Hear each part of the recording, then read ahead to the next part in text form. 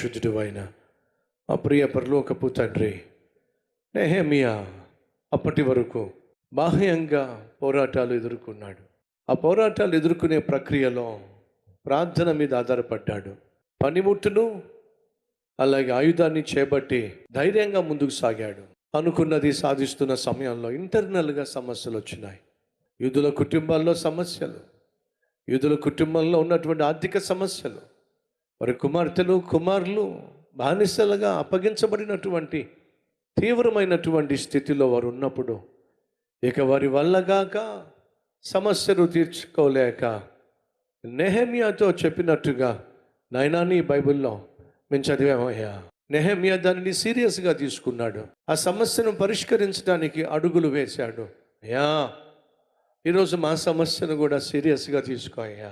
మా సమస్యను కూడా నాయన పట్టించుకో నాయన. మా ప్రాణాత్మ శరీరంలో ఉన్న ప్రతి సమస్యను పట్టించుకో నాయన, పరిష్కరించు నాయన, కనికరం చూపించాయా.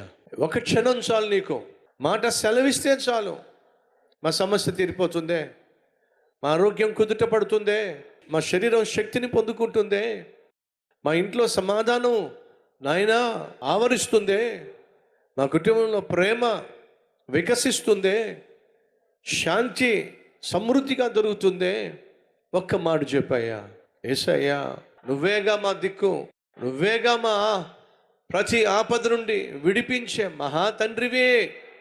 నీతో నేను చెప్పుకుంటున్నావయ్యా, ప్రతి ఒక్కరి సమస్య నాయనా తీర్చాయ్యా. ఈ రాజ్యమును వ్యాప్తి చేసే మహాకృప సమృద్ధిగా దయచేయమని యేసునామం పేరట వేడుకుంటున్నాం తండ్రి.